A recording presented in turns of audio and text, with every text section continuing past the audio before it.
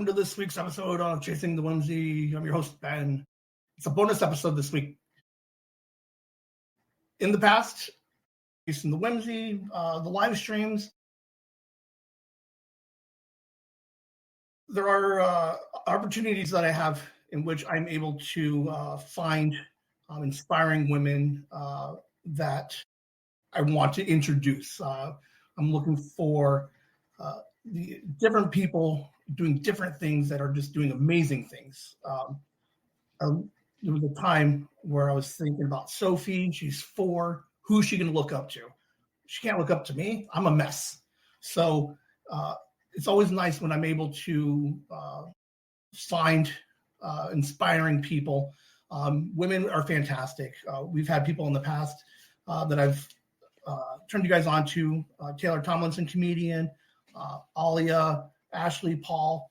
And today we're going to have a special guest. In a world hungry for inspiring voices, especially those of women, we're on a mission to connect with individuals who are shaping a better future.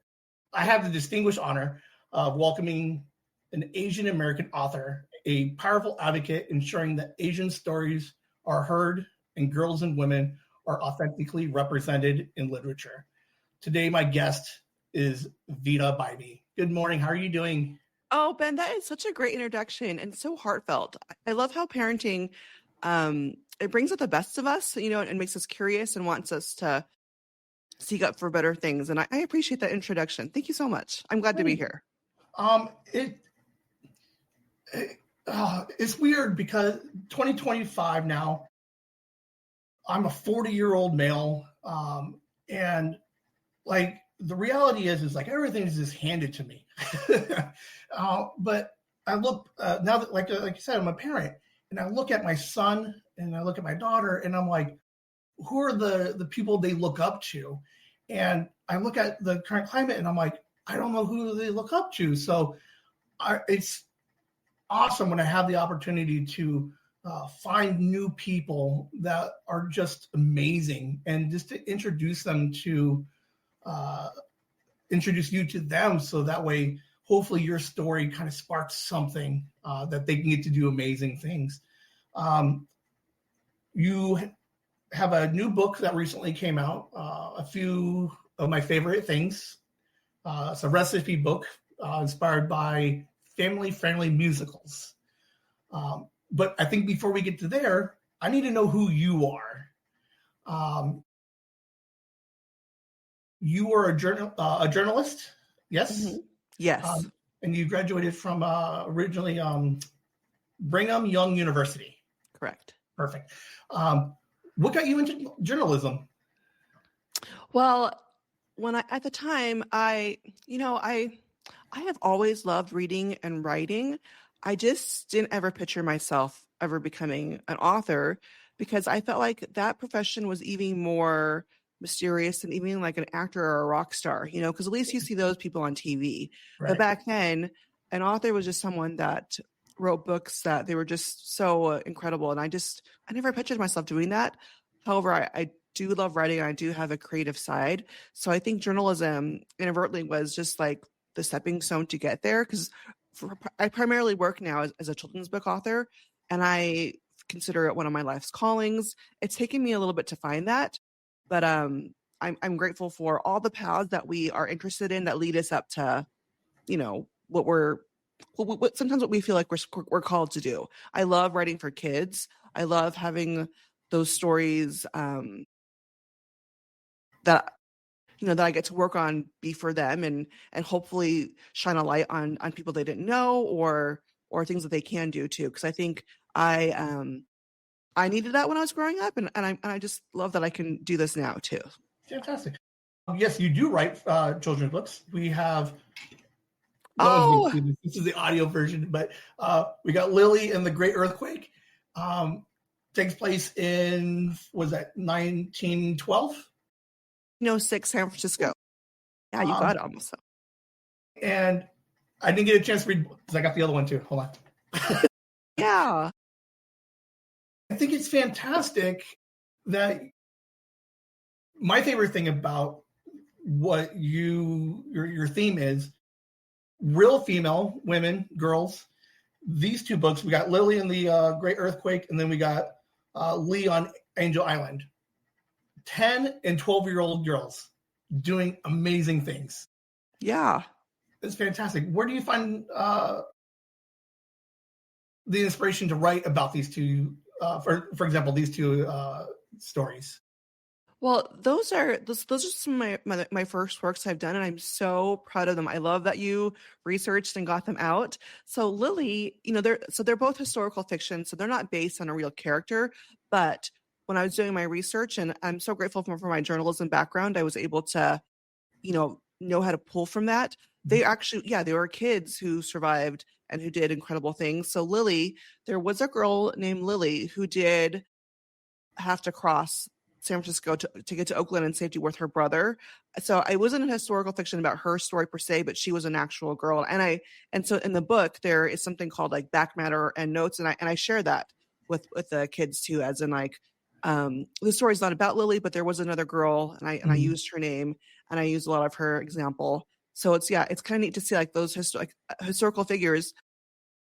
It may seem like they're really old, and like they're not like us, but those kids existed back then, and they were just like kids now too.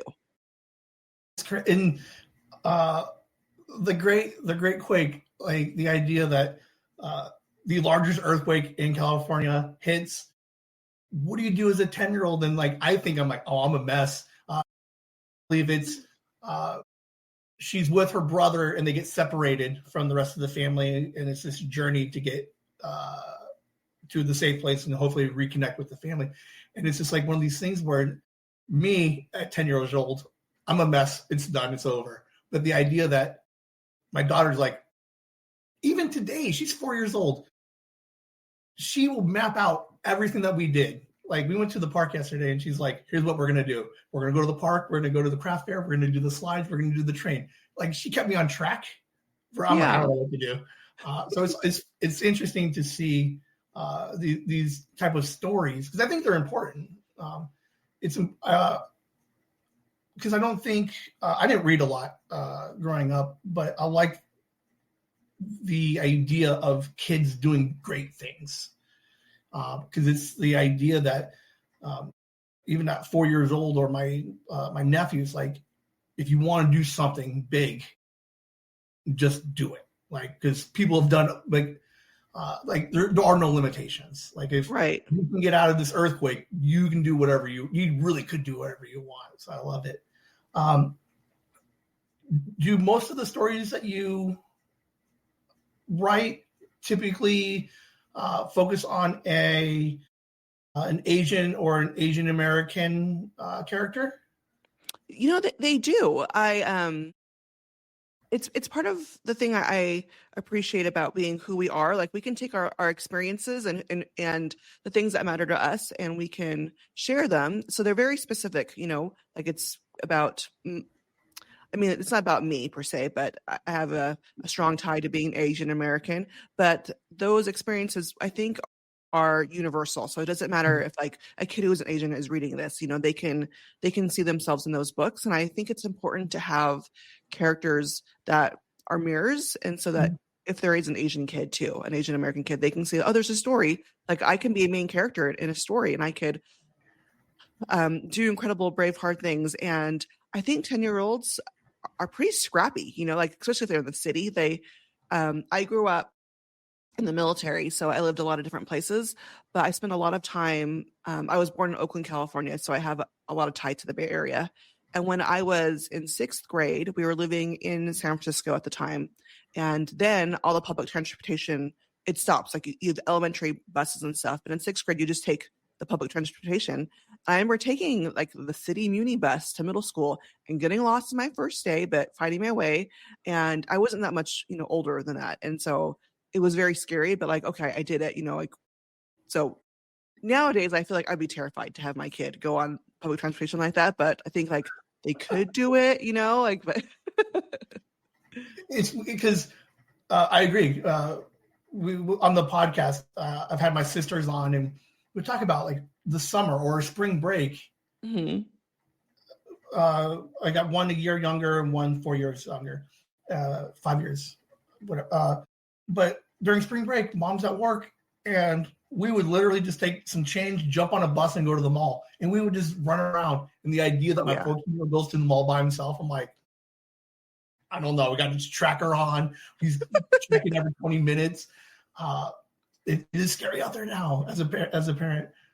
But it is interesting because they are fearless. And I like having conversations with people like you and to inspire these kids to not lose that fearlessness. Because at some point, like I'm 42 this year, and I've only been podcasting for the year and a half. And it only took me into my 40s to reconnect with my fearlessness of like, let's do something weird and different. Yeah. And I have no idea how to do any of this stuff, but we kind of figured my way through it. And I'm like, as a 12-year-old, 14-year-old, 10-year-old, I would have been doing this like willy-nilly and just having a good time with it. So I like the idea that we can inspire them to continue to do just fearless things. It's amazing. How many kids do you have? So I have 4, and my oldest just started college last year. She was home just for a few days, and it was really fun to have us all back together again.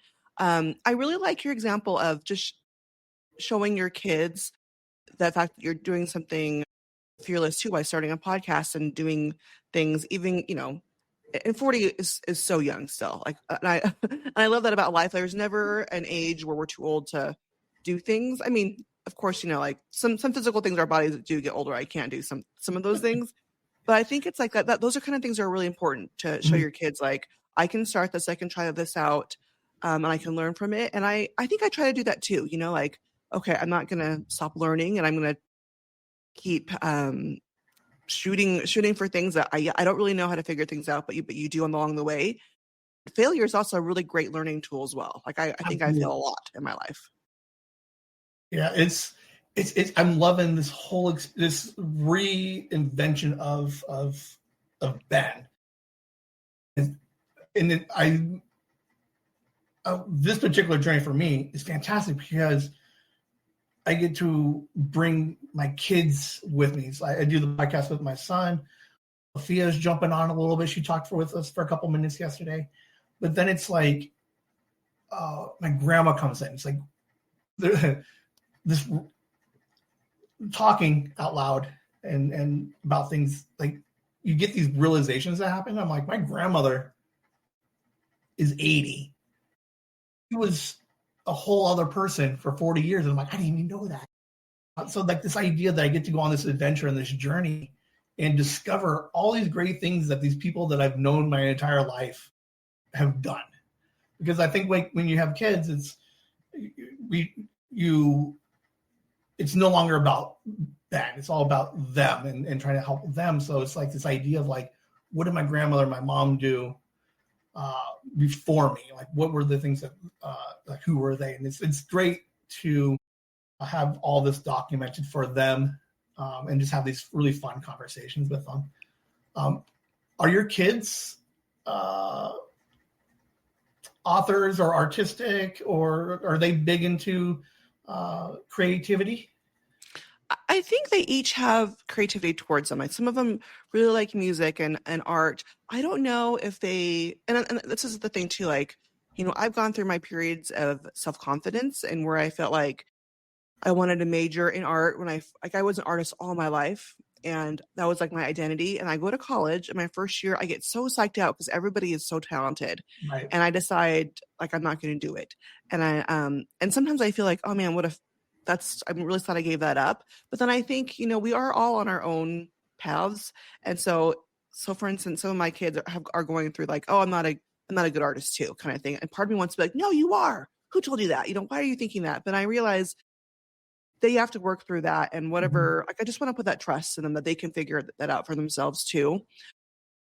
You mentioned something about your grandma being like a fully fledged person, having all these things. I love the title of your podcast, Chasing the Whimsy, because I feel like as adults, we get so serious with life. Yeah. And it is hard for us to find just the joy and play and that whimsical thing. And I feel like it's important for kids to see that we are also fun too. Like, we have things that make us laugh and smile. I mentioned I have a college girl, and she came home over the weekend, and it was really cute because I'm totally calling her out, and she may feel a little embarrassed if she ever hears this, but she was playing like Littlest Pet Shops with my youngest, and my youngest is like, she feels like she's too old for them now, but my daughter, she was just like, I want to come home and play this with my sister. And it was actually so cute to think like this 18-year-old wanted to like have us some just make believe just for a few minutes with my 11-year-old, and Right.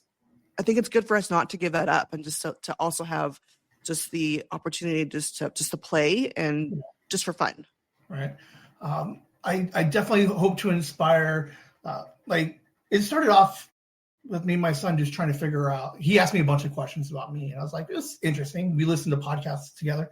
I'm like, what if we started recording things, and then it slowly evolves into like this idea of like, I'm now I've evolved to the point where I'm like a historian. I'm like, I need to document these things. Like, it's funny. My son, 14 and 4, he's 14, so who knows what he's going to do today. But there are those moments where he's just like, yeah, I'm going to go play, grocery store with my sister. And he's out there for like an hour and a half, 2 hours. And I'm like, what are you two doing? And he's like, building this. He's building the store. He's bringing out bookshelves. I'm like, why are you deconstructing this house to build another house outside? And I think it's important to let them embrace each other. And then I like being able to document those things. So I can be like, you were nice to your sister. And then it's fun because like my mom, highly supportive of everything that we're doing. In the beginning, she's like, I don't understand anything that he's trying to do. I don't even know what a podcast is. But to kind of see her light up again, to see me doing something just weird and different and creative, and that she's part of that journey. It's super fun. Like, it has been fantastic. This has probably been my favorite thing. Like you said, you kind of just go through life until you find that calling. And I'm like, right now, this is mine. It is. I love it. This is the best. And then I get to meet cool people. Yeah. Like, I love that your mom, like, because you're in your 40s, and I hope my kids when they're 40s, I get to encourage them and cheer them on and do things too, like parenting. I'm seeing, because I have one adult kid now, she's 18. yeah. But it just never ends, and you care about them differently. But yeah, I love that. However old I am, I'm gonna be cheering for my kids too, at their different ages. Awesome. It's a blast. I think I have the unique perspective. Like, I'm thinking years ahead. When my 14-year-old is doing her like sleepovers 10 years from now, like, there's a chance that they find and stumble on the podcast or the live streams and be like, that is the most cringy thing. My dad is a mess 10 years ago. And I like to just have all of it out there for them. Just because one, I realize I'm forgetting everything. Like, I can't remember anything like from years ago. So I like to be able to have these little time capsules with them. It's great. And it gives us a opportunity to hang out and actually do things together. So it's real easy to be like, you're on your phone, I'm going to play a game or watch a movie, and we kind of just separate. But it's kind of nice that, once a week we got 2 hours to hang out with each other, and we're all going to do something together every week. So you could be on your phone for most of the day, but I need you for these little bit of time so that we can just hang out and just chat. Let me know what's going on in life. You had a very similar situation during the pandemic, which was kind of the inspiration for your new book. A few of my favorite things, recipes inspired by family-friendly musicals. You got it. What happened during the pandemic? Well, I think it's really cool how you have this family culture of like, we're going to record a podcast together, and it does bring you together. I'm learning from others that the time we spend with our kids is the most influential. It doesn't matter what we do; it's just being with them. So during the pandemic, we were with each other, and it was pretty hard. like it was for everyone, but we also got through. But we also, those hard things gives us opportunities. It does. So we had a family project to watch a musical every week for a year, and we'd also cook a recipe from there. And so that was the inspiration from this cookbook. And I think, my children, they're not the most independent cooks. Like they do like to cook, but they're not going to be inspired to like, I'm just, and there are some kids who are really good at doing that. Not necessarily mine, but I do love that we can do things together, and it doesn't have to be perfect. And I hope that, that when people see the cookbook, it's not this like perfection thing where you have to have this perfect family night of this completely themed meal. Like I figure if you just do one recipe and you can watch one musical together, that is a win, because it creates a special experience. And it's okay if the cupcakes are kind of wonky or the recipe doesn't turn out good, because that's not the point. The point is just to spend time together. And I'm sure no matter what it looks like or how frustrating it was, it'll still taste great too. Right. Well, in the book, obviously, you take the time to find the best picture to take. Mine will probably not come out that way. But I did go through it with my daughter's aunt, Megan. Yesterday, I showed her, I'm like, I got this cool interview. She likes to cook. I'm like, we went through the whole book together, and we were picking out. I'm like, oh, these are interesting. And then it's fun to tie, because you have so the book is structured like a play. So you have your first act, second act, and you're in all these different sections. And it's fun to see how you incorporate movies into each dish. Where you're like, it's cool to see that this pancake dish was inspired by this musical, which was fantastic. What were some of the rules for musical night? I think it was Fridays. It was we mostly did it on Fridays, sometimes on Saturdays, but it was a week, and we did it for a whole entire year. I can't believe that. Some weekend, there are a few weekends where it was like, oh my gosh, just we'll just do kettle corn. It was just or something really small just to get it done. But I'm pretty proud of us. We spent a whole month watching everything High School Musical related, because that was, we watched High School Musical 1, 2, 3, and there's a Disney series on it too.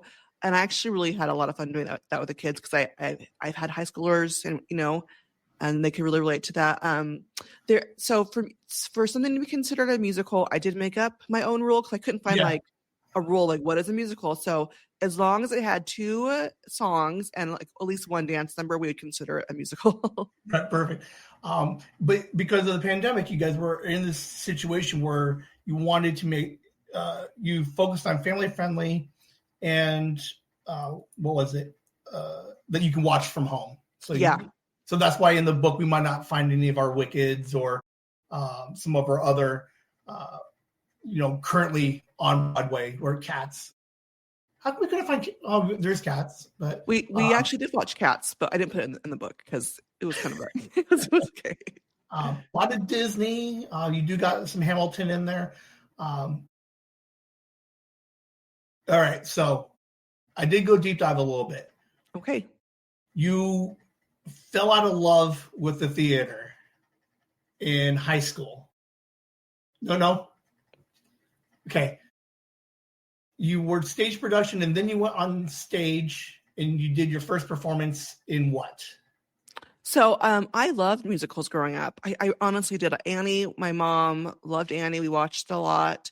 I loved one of my favorite musicals in high school was My Fair Lady. That was really popular back then.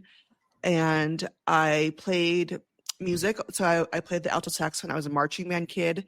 And whenever marching band season wasn't going on, I would play in the pit in the orchestra for musicals. So I grew up just immersed in that. But I think it's when I became older. I was becoming a young mom and a parent. I just realized that there weren't a lot of Asian American representation that was positive for me. And so I kind of turned my back on them for a long time. And it was my kids who brought it back to us, because when my older 2, when they're younger, they wanted to do community theater. Some of their extended family really liked the theater. And so, you support your kids on things they want to do. It's like, sure, whatever you want to do, even though like it wasn't something I was I was pushing, which also surprises me as a parent, where things it's like, oh, I wasn't pushing you to do this, but here you are finding it on your own. And that's really cool to see the kids, develop that on their own. Right. But they were in like Mary Poppins and School of Rock, and slowly they softened my heart. And so when we watched Hamilton together, when it came out of July 2020, it was like this moment where I was just so touched. And I thought, I think I want to bring this back into my life. And it really didn't take that many musicals in for me to just love it all over again.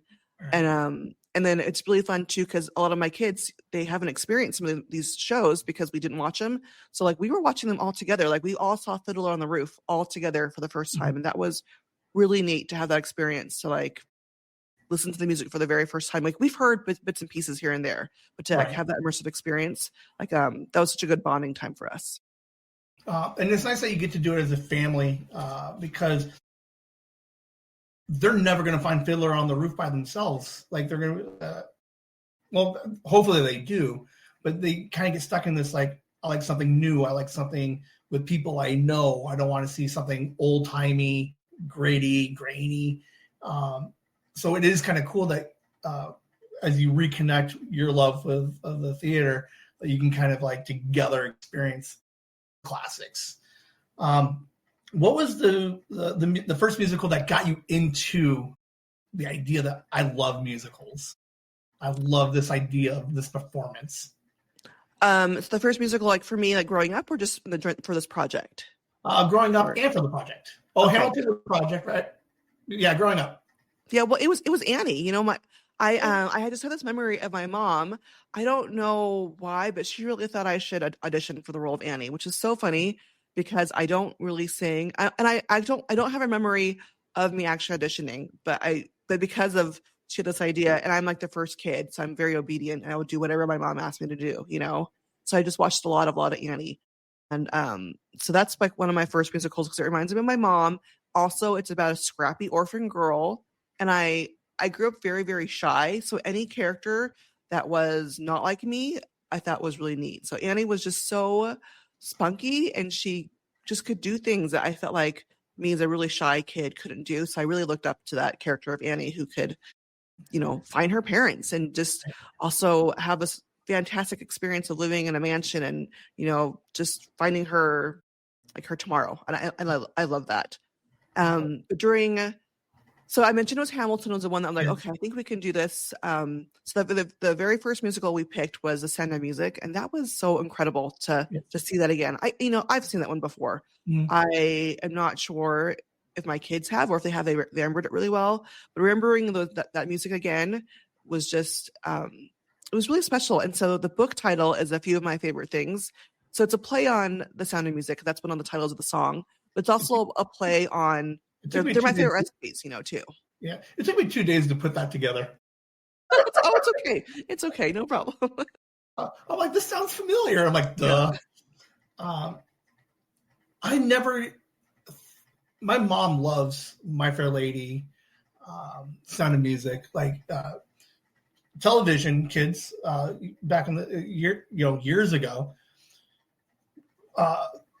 Sound of Music, and they would always come out the same time of year. So every time, like that time of year, she's like, "We gotta watch it." She's watching it, and I'm like, "I don't get it."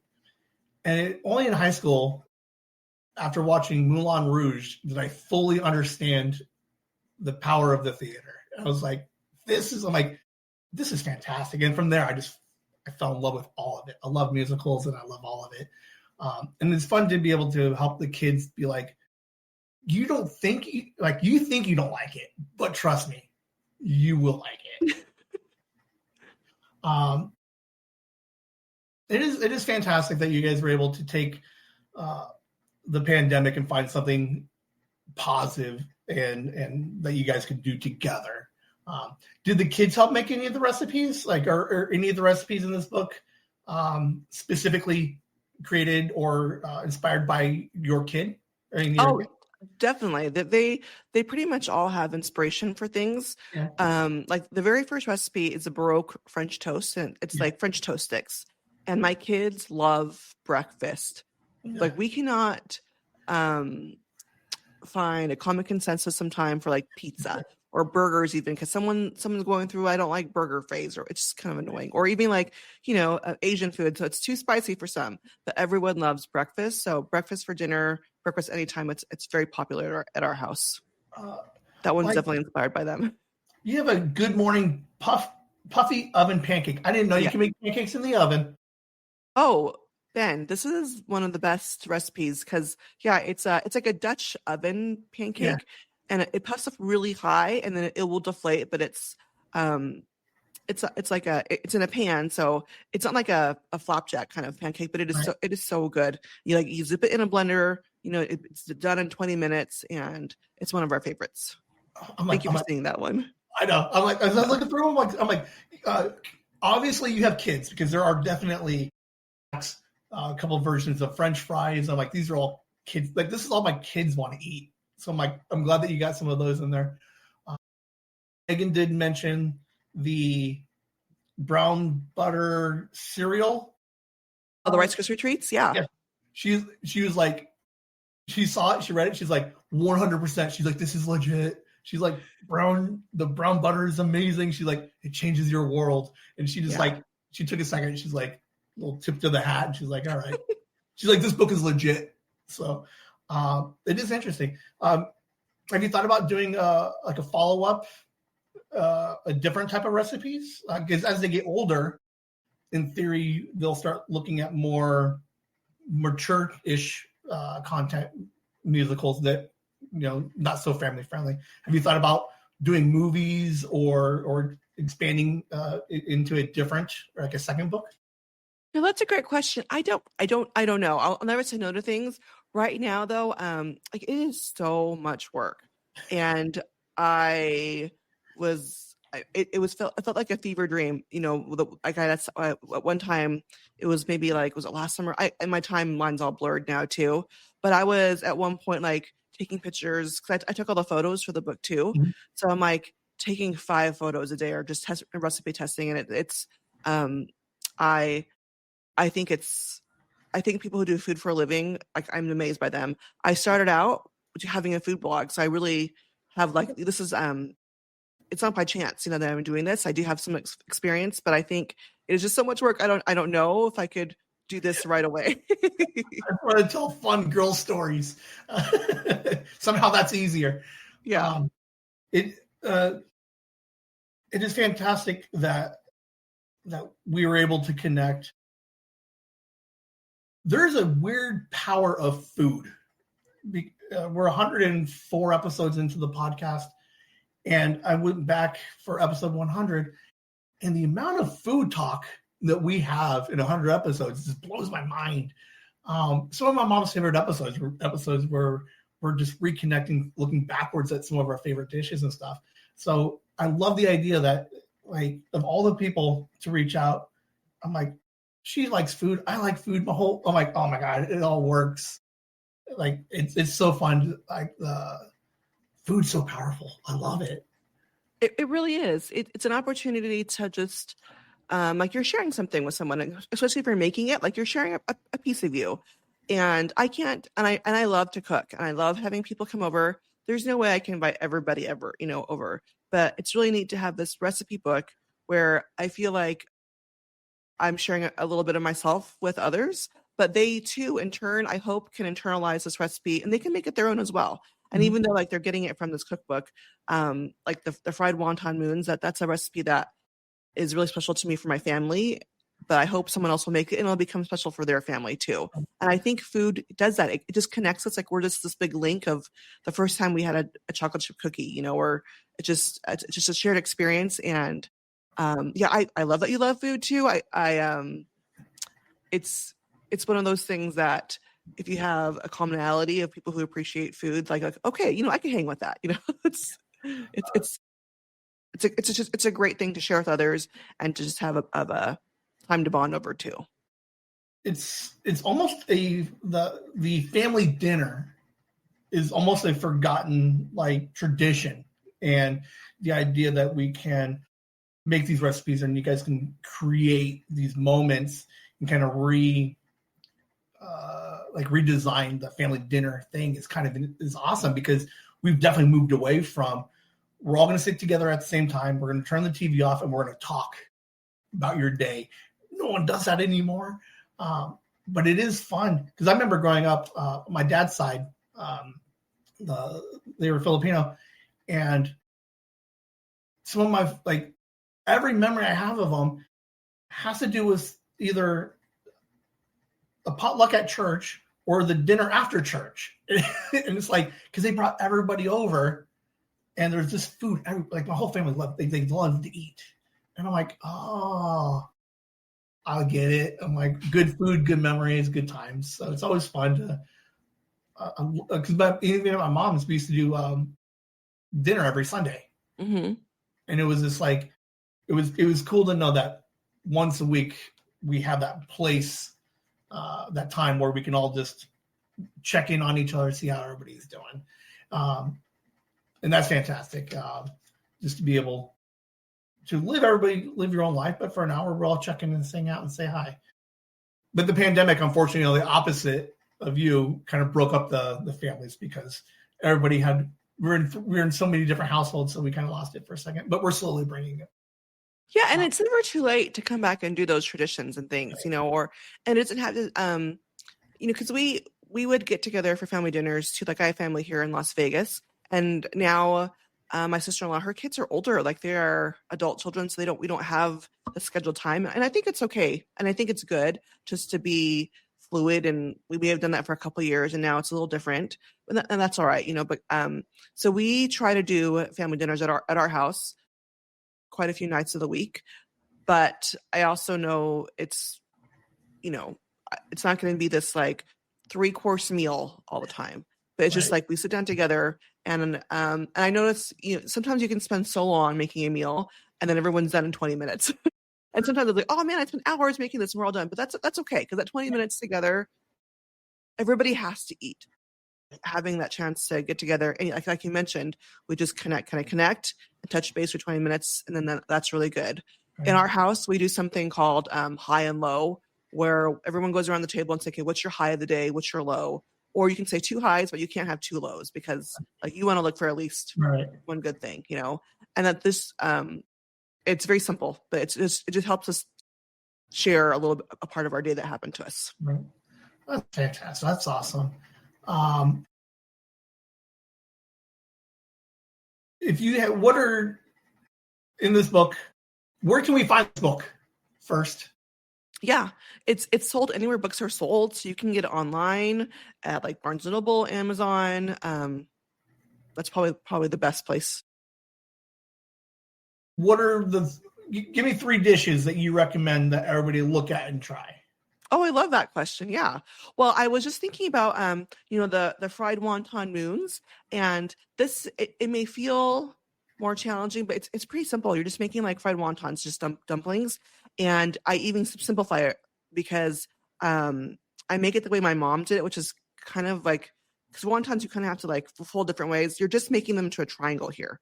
And so it's actually very simple to make it. And, there's like ground pork in there, and there's vegetables. We will make those wontons for a lot of family celebrations. I'll make them for Lunar New Year. So it goes along with like Mulan, or different musicals like that. But I also just, I'll make them for like special occasions when we get together with the family. And then I'm going to think about another one too. So I also love the Santa Cecilia street corn cups. Like, this is such a good recipe, and it's just basically like a corn salad. And we love, like, my daughter loves like the Book of Life. It's a cartoon as well, and so that it's really fresh with the lime and the cilantro, and then there is like I think it's tahini, the seasoning there. It's just so good. So that I feel like is really easy to make too, and approachable. Very cool. I appreciate you taking the time to hang out with me today. I have the beauty of some of your other work, right? Is I'll get these read, and then I like the idea that I'm going to give them to my nephew, for him to kind of be like, here's what cool kids can do. Here's what girls can do. And then just kind of like, they're interesting stories. And I like the idea that I will be able to pass these around a little bit as the kids grow up and kind of just hand them down to remind them to do amazing and fun things. And then I love the cookbook for the remembrance of like just hang out and just do something with the family for like 2 hours, watch a movie, let's eat something, and just kind of just remember, to kind of reconnect. So I appreciate you for all that you're doing, and you are very inspiring. I like the idea that you specifically want to make sure that Asians and girls and females are represented, because it's a little easy for us to kind of forget that some of this representation, or that it's a very male-driven society, and that women can do just as much, if not better, things than men. So I appreciate it. Thank you very much. Thank you, Ben. Yeah, I appreciate just your enthusiasm and curiosity. I feel like food is an adventure as well, where you can feel really brave in the kitchen, and it could be really satisfying to create a dish and to share that.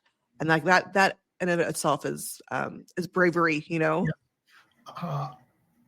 It reminds me, my mom's gonna hate me. She's absolutely gonna hate me. Because even when like the idea you just said of being brave and trying with cooking, not every dish is going to be successful. No. She hates it. There was one time growing up, she had a recipe and nothing went right, and it was a disaster. And I stopped bringing it up for years. She knows what I'm talking about, and there's a small comic for you guys to look at. But yes, not every dish has to be perfect, and even some of the disasters give you the best memories. Yeah, my kids, I have those. I have that same experience, and it creates a lasting budding joke for them too. So I know that too. Well, thank you very much. You guys have a great weekend, and whimsy.